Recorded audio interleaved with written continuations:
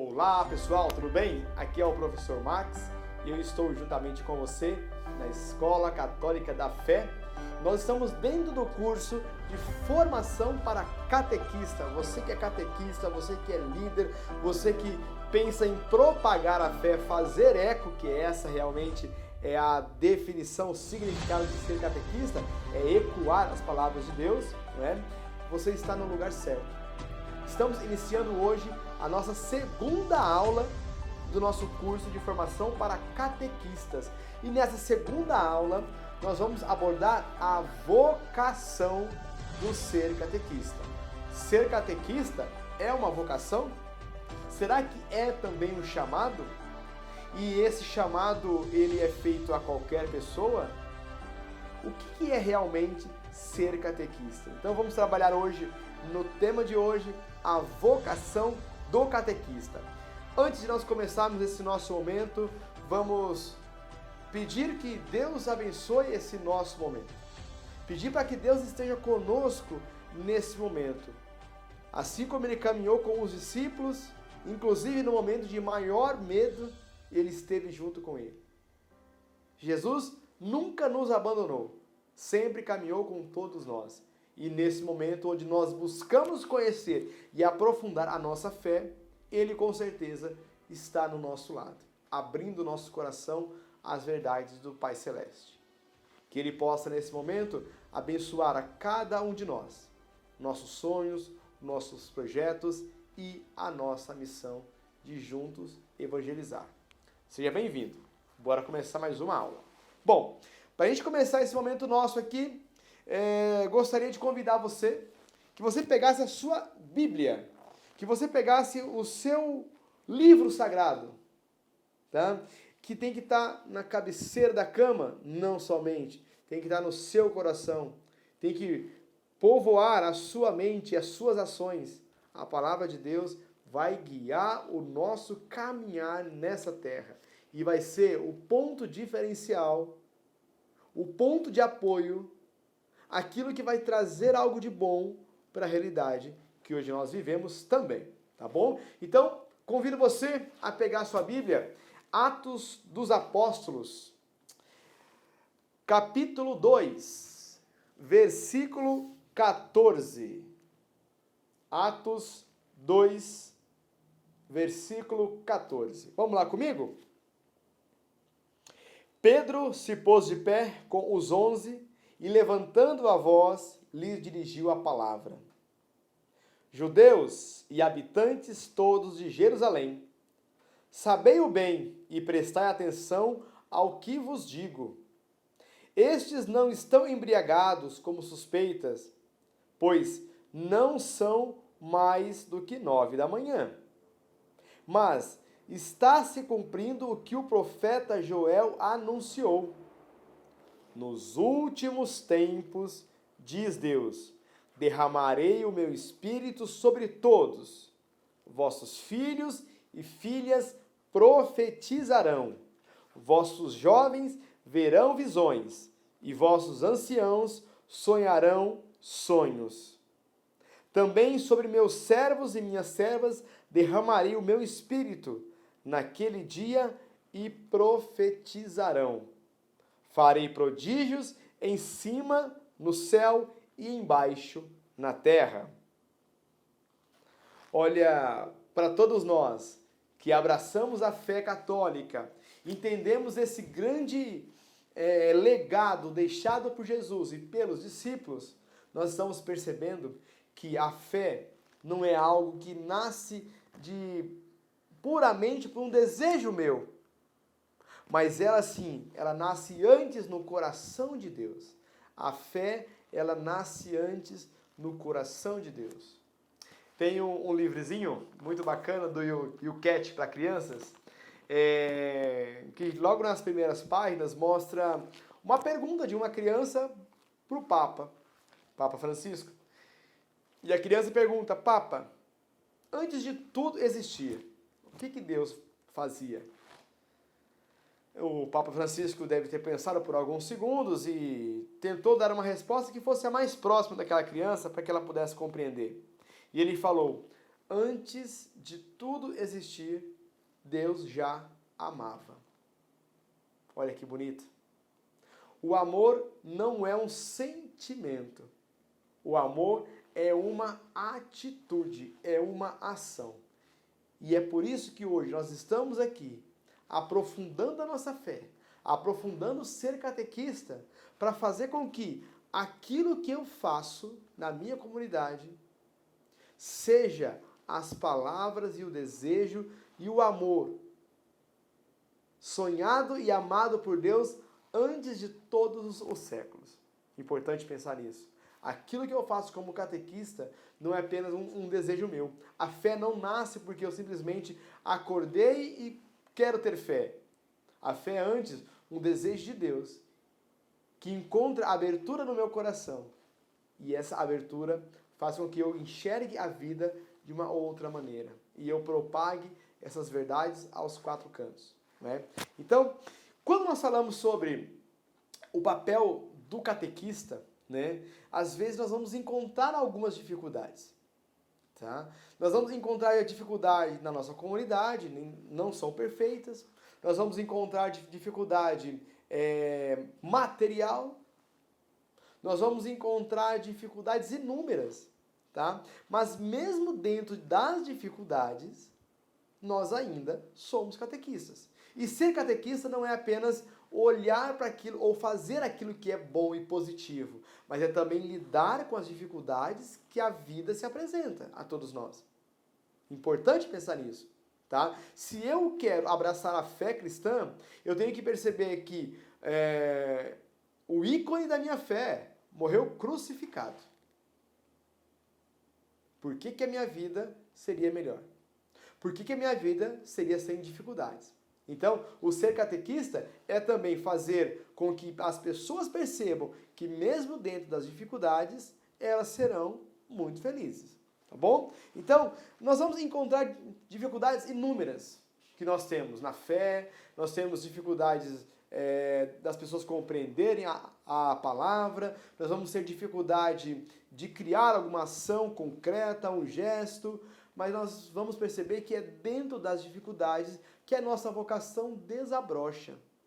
Acho que nesse momento você pode estar pensando aí, né? Das dificuldades que você já passou, das vezes que você falou assim, puxa vida, eu não quero mais continuar, eu não preciso disso, eu não vim para cá para passar por tal coisa, não é? Mas se você entender que ser catequista é uma vocação, é um chamado, e esse chamado foi feito não pelo pároco, não pelo responsável da sua pastoral, mas foi um chamado feito pelo próprio Deus, é sinal de que você é o escolhido para aquela função, capacitado. Aquele que tem as propriedades para agir no momento certo.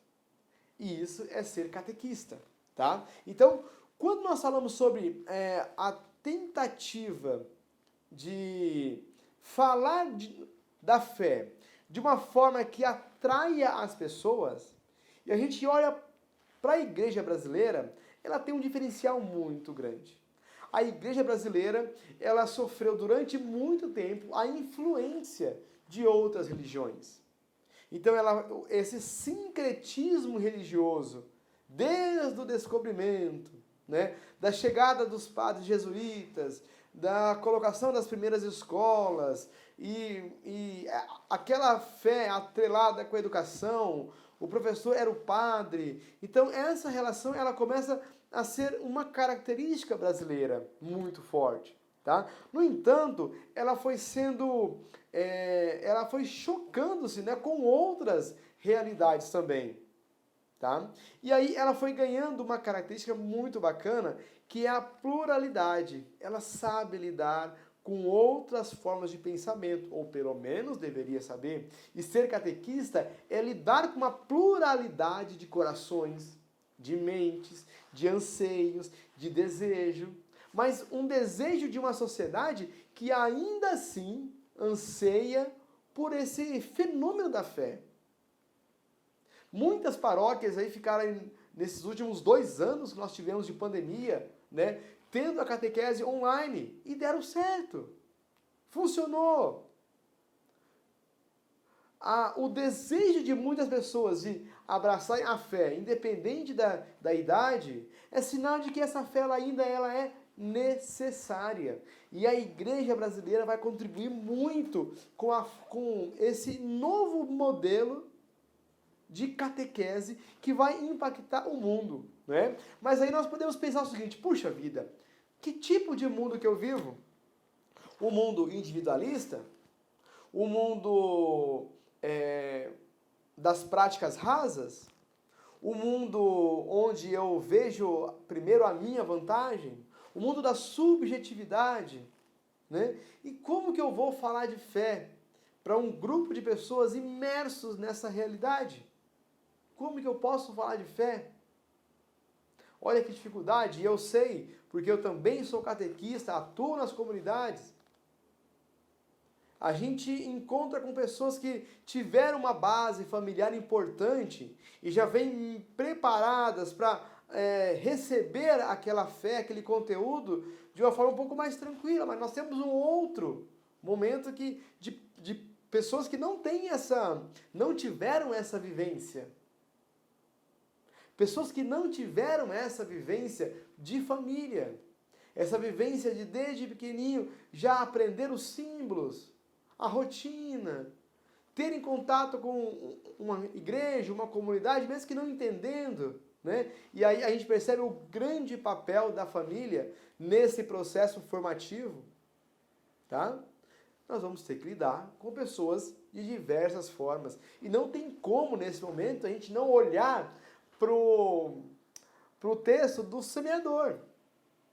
O semeador saiu a semear e ele não escolhe o terreno. Ele não escolhe onde jogar as sementes. Não é? Ele joga as sementes, porque ele sabe que as sementes são boas. E é esse o nosso grande papel, de ser catequista e olhar para aquele jovem, para aquela jovem, para aquele homem, para aquela senhora, como um terreno, que naquele momento pode ser que ele não esteja fértil. Pode ser que alguns pedregulhos atrapalhem. Pode ser que alguns espinhos sejam presentes. Não é verdade? Pode ser que tudo isso aconteça. E a gente vai percebendo que a gente precisa continuar lançando as sementes. Tá? Só que quando nós falamos de lançar as sementes, nós temos uma possibilidade muito interessante que foi aberta lá no Concílio Vaticano II. Não é? Aonde que foi permitido ou percebeu-se a importância da formação do povo. Não os padres, as freiras, os religiosos, eles não dariam conta de toda essa formação. De chegar a lugares que a população comum consegue chegar. Então, nesse momento, nasce então uma possibilidade, um caminho que permitiu com que a população fosse sim também formada, tá? E essa formação, ela foi necessária porque ela vai gerar algo que eu já tinha comentado na nossa primeira aula, do compromisso, não é? Essa formação, ela vai dar a capacidade e a possibilidade das pessoas se aprofundarem na fé, entenderem como que a fé acontece, entenderem como que ela pode se propagar, o que pode nascer da minha fé, quais as ações podem nascer daquele meu ato de fé. E a partir daí, a gente gera um testemunho, e esse testemunho ele arrasta, ele atrai muito mais do que palavras.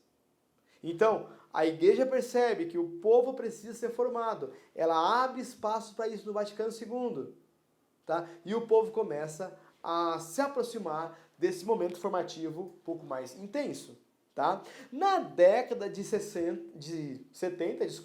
na década de 70, nós temos o quê? As ciências sociais tomando terreno, ampliando a análise da realidade. E muitas pessoas acreditam que elas seriam contrárias à religião, à fé, mas elas contribuíram também. Muitos bons pensadores, intelectuais, contribuíram para essa percepção da fé.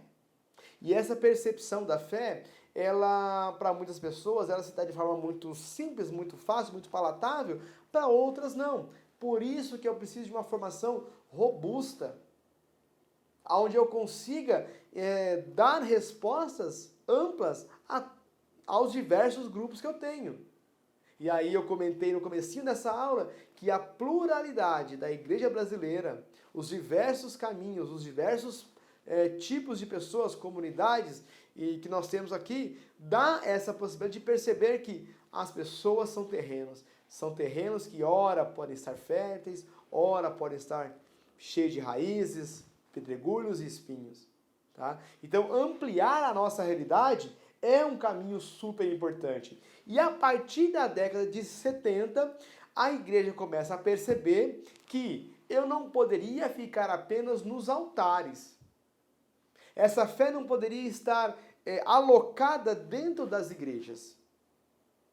Percebe? Por quê? Porque essa fé começa a se esvaziar.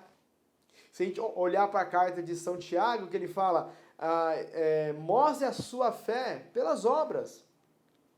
E a sua fé pode ser revista e vista pelo aquilo que você faz.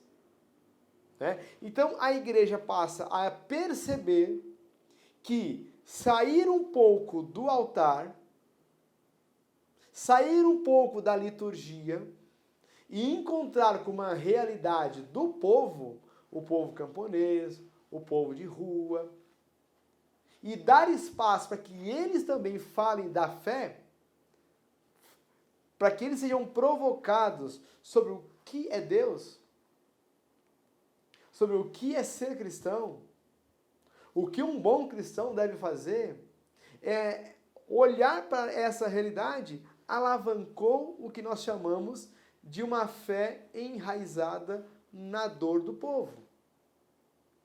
E ali sim brotava e ecoava as palavras do próprio Jesus. Tive sede e me deste de beber.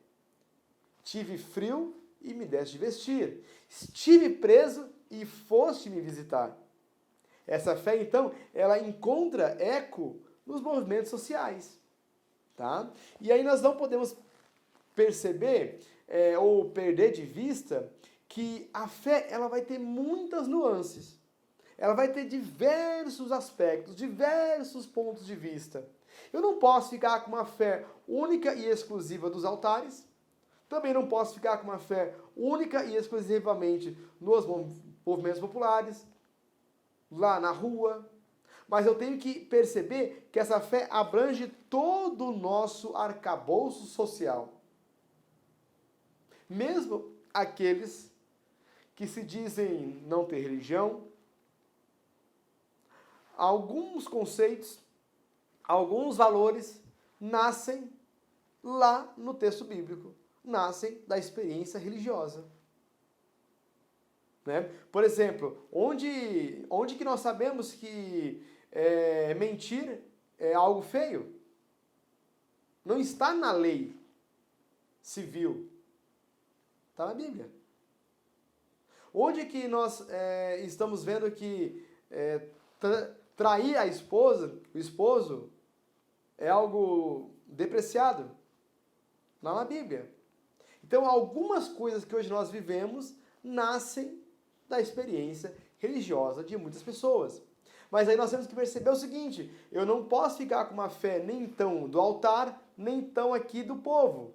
Eu tenho que tentar fazer uma mistura, uma aproximação, porque o povo também quer chegar no altar. E o altar necessita chegar no povo, tá? Só que essa fé, ela é passada de uma forma consistente e não subjetiva, tá? E aí nós temos que perceber, novamente, que tipo de população eu tenho hoje. Que tipo de pessoas eu tenho hoje. De que forma que eu vou falar para que ela entenda as verdades de Deus. Não dá para você, catequista, hoje, ensinar catequese para uma criança da forma que os meus avós foram ensinados. Ou até mesmo da forma como você foi ensinado. Nós temos que perceber as urgências do nosso tempo e adaptar a linguagem. Adaptar os conceitos. fazer com que as pessoas olhem e sejam atraídas por essa mensagem. Não é o balbuciar de palavras, o repetir orações e fazer como os nossos pais, saudosa Elis Regina, que vai atrair pessoas para esse lugar que nós somos felizes em estar. Então, eu tenho que mudar a forma como eu falo. E eu apenas consigo mudar a forma como eu entendo fé a partir de um entendimento amplo dessa minha fé. Tá? E então eu vou trazer uma frase para vocês que está no documento de Aparecida, que ela diz o seguinte, né? Encontra-se reduzida a uma bagagem, a um elenco de algumas normas e proibições, a prática de devoções fragmentadas, a adesões seletivas e parciais das verdades da fé. O documento de Aparecida, ele mostra pra gente que muitas pessoas, comunidades, vivem gotas de fé, esquecendo que tem um rio de água limpa jorrando em nossa direção. Nós escolhemos algumas gotinhas daquele rio para viver aquela fé. E aí, diante de uma dificuldade futura, aquela fé se esvai. Por quê? Porque esquecemos os verdadeiros pilares da nossa fé. Não podemos reduzir a nossa fé a umas poucas práticas religiosas, né? E no documento de Aparecida fala o seguinte também: requerem-se também equipes de formação convenientemente preparadas que assegurem a eficácia do próprio processo e que acompanhem as pessoas com pedagogias e dinâmicas ativas e abertas. Ou seja, o documento de Aparecida pede que a gente olhe para a nossa tradição religiosa, mas que a gente encontre maneiras diferentes de falar dessa fé, de atrair as pessoas do atual tempo, porque Jesus encontrou um jeito de falar na época dele. Nós precisamos encontrar um jeito de falar e a nossa voz ser ouvida. Assim como o bom pastor, ele falava e era ouvido. Tá? Então perceber que fazer como os nossos pais faziam não é o melhor caminho. Tá? Por quê? Porque nós vamos criar dentro desse escopo religioso um grupo de pessoas que recebeu o batismo, a primeira Eucaristia, a crisma e não são evangelizadas. Pessoas que colocaram lá a lembrancinha, que está tudo certinho, mas que aquilo não virou vida, aquilo não virou ação. E você lembra que nós comentamos que o amor de Deus é uma atitude, é uma ação. Eu não posso receber os sacramentos, guardar numa caixinha e quando for domingo eu abro essa caixinha e levo para a minha comunidade. A minha fé tem que ser uma fé viva, que aproxima, que cura, que acolhe, que ampara. Tá? Então nós não precisamos de uma igreja repleta de pessoas com sacramentos e poucos evangelizados. Essa igreja não. Não é? Então esse é um grande sinal para a gente. Tá? Nós temos pessoas que têm os sacramentos, mas não estão convertidos. Tá bom? E aí então nós estamos nesse grande momento de mudança. Tá? Esse grande momento de novamente nos apaixonar por essa primeira mensagem. Nos apaixonar por aquele primeiro convite. O que Jesus tinha? Como que ele falava? O que ele propunha que atraía multidões? O que hoje o mundo oferece que atrai multidões? Então, dentro de tudo isso está a sua vocação de catequista. Você foi chamado. O que atraiu o seu coração? O que soou doce aos seus ouvidos que fez com que você gastasse a sua vida para falar de um Deus para pessoas que você muitas vezes nem conhece e nem sabe se elas seguirão naquele caminho que você abriu para elas? Isso é o grande chamado de ser um catequista. Ser catequista é cumprir uma missão de evangelizar, de educar, de apontar caminhos e de dar a algumas pessoas a autonomia de agir da melhor maneira possível. Por isso, nós vamos ter que entender como necessário esse caminho formativo.